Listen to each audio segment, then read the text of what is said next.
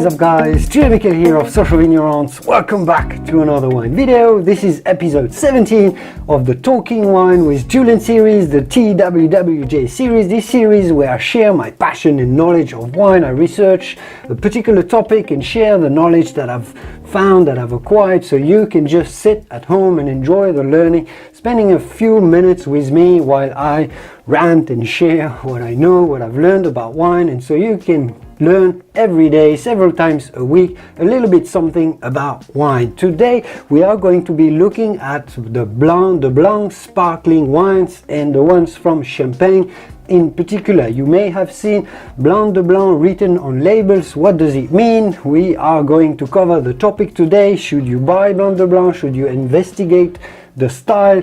Should you buy the Blanc de Blanc when you see it on the bottle of champagne? Is that something that you'd want to learn more about?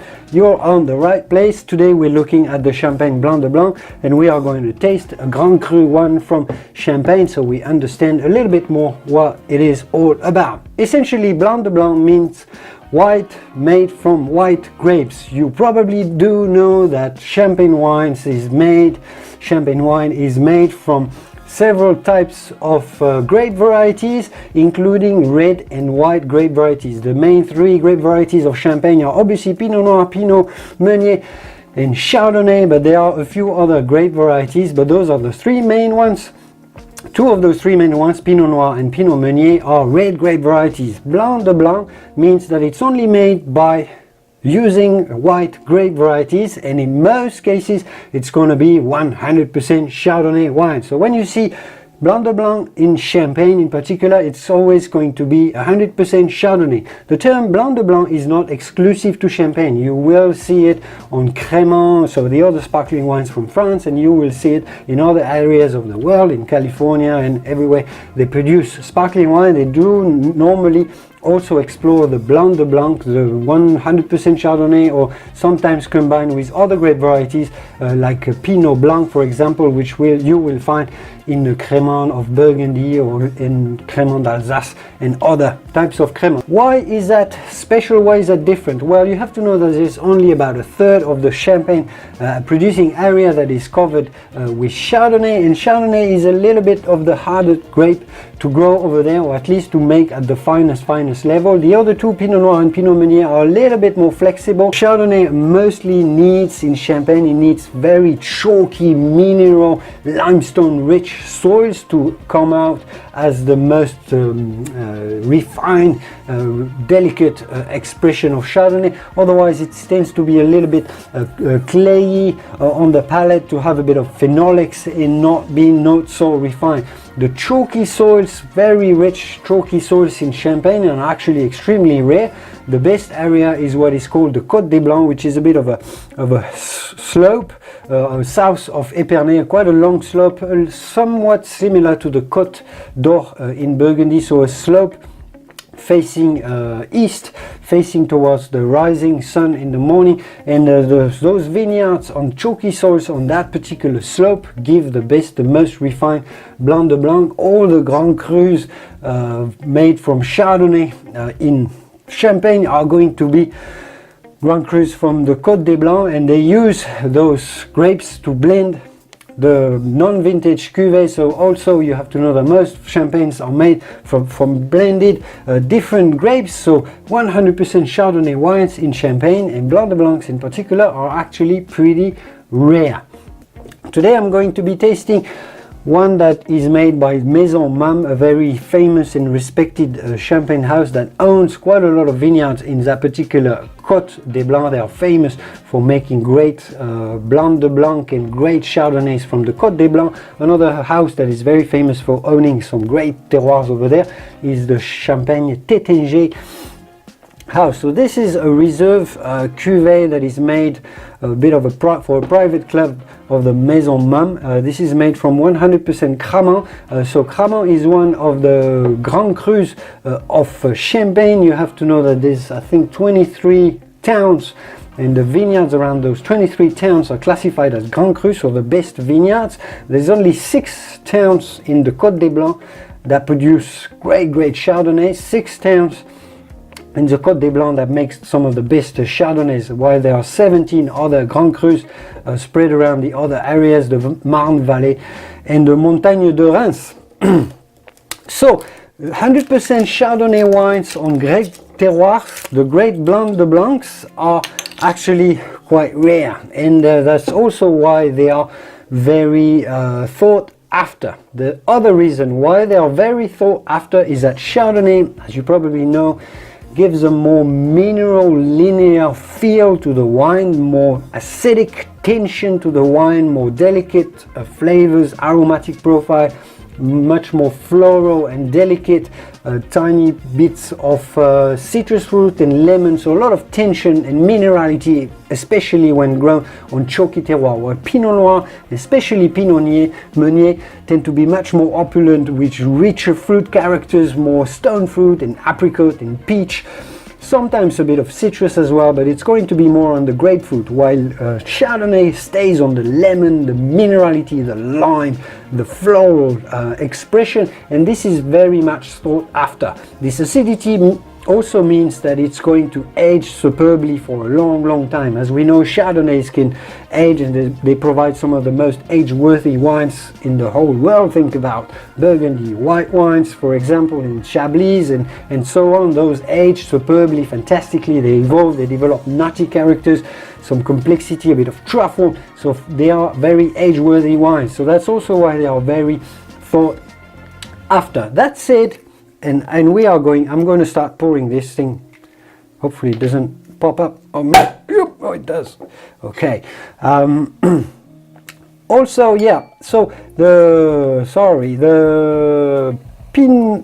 Blanc de Blancs, yeah, they do provide the most refined expression, but they are maybe a little bit more introvert, and so you have to be a bit more of a connoisseur to really appreciate the subtlety of the expression and of the aromas and the flavors that it gives. So it's not necessarily for all palate, and I suggest you experiment with some Blanc de Noir, which is kind of the opposite of Blanc de Blanc, made only from red grapes. Those tend to be a bit more opulent, fruitier, a bit more approachable than the Blanc de Blanc that are really for more wine connoisseurs, people that have tasted a lot of champagnes before and that are really after the acidity and the introvert expression of a champagne, the finest expression, but it's not always easy to comprehend and apprehend.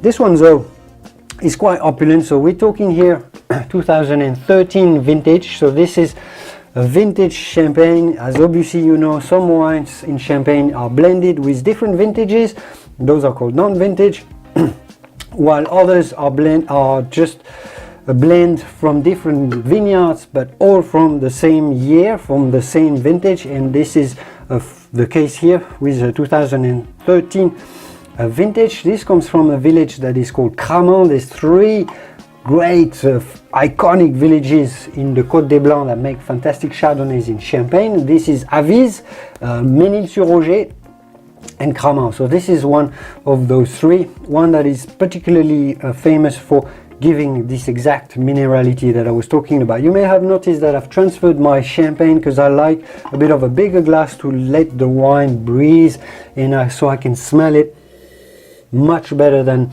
in a flute. You know, I love those flutes as well, but they're more for sipping nonchalantly and not paying too much attention to the wine, while a bigger glass allows the wine to breathe up, the aromas to be expressed, and you can smell the aromas without being overwhelmed by the carbonic, the dioxide that comes out of the wine as well. So here we are certainly with this delicate expression that I was talking about. There's a bit of lime. It is starting, this is a 6-year-old champagne already. It's spent I think 4-5 years in the bottle lying down on its lees, so it's developed a bit of a nutty character to it. It's still buttery from all the leesy goodness. You know, the lees during aging, the longer it's spent aging on the lees in the bottle, so those are the yeasts, residual yeast after fermentation in the bottle. The yeast liberate buttery, creamy, brioche characters, and they also refine and soften up the bubble. So the longer it stays on lees, the creamier texture it's going to have, and the more subtle, buttery, brioche, yummy, salivating expression it's going to have. And you can certainly smell it here. There's a bit of lemon, the flowers, a bit of elderflower and lily. This is very, very delicate to smell at. Super tempting as well. There's a bit of caramel, so it smells sweet and gorgeous. There might be a little bit of apricot and a bit of orange, fresh orange juice into there as well. So it's really, really nice to smell it.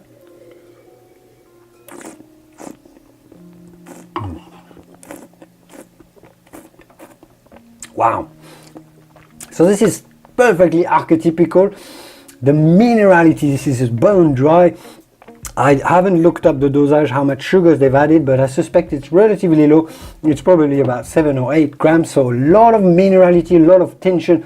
This is Blanc de Blancs are wines for people that love acidity and they wine to be acidic. If you love Riesling, if you love Muscadet, and if you love maybe some Pinot Grigios, if you love acidity, if you love biting on a lime or a lemon, go for Blanc de Blancs. If you're not too much into acidity, maybe stick to the blended, standard blended champagnes, or maybe explore the Blanc de Noir. Blanc de Blancs are for those who love acidity and the tension. So there's a lot of acidity on the palate.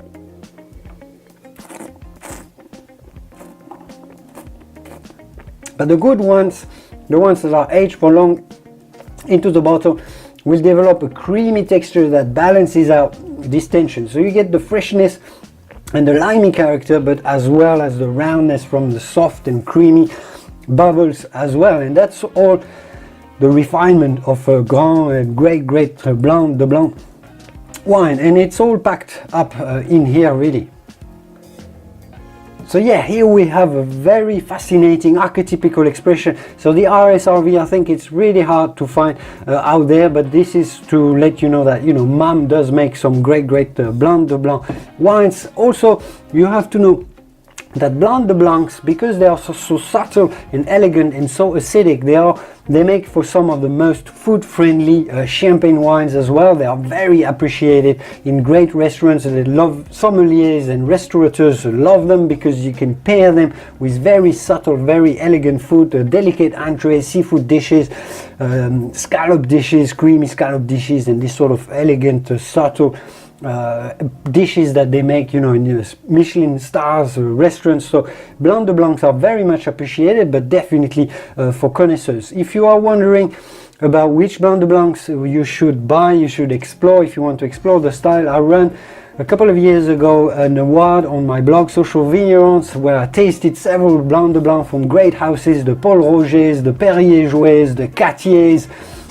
and so on, and I tasted quite a few Blanc de Blancs and Tétinger, obviously Perrier-Jouet Belle Époque, and a very fine Blanc de Blancs, and I rated them and I described them so you can find which one you might want to explore, and I will link to it somewhere around here. This was me for today. I think I've spoken enough for today. I hope you've learned a little something. I hope you enjoyed this episode. If you did, give it a like. It helps me quite a lot, even though it takes you only 1 second.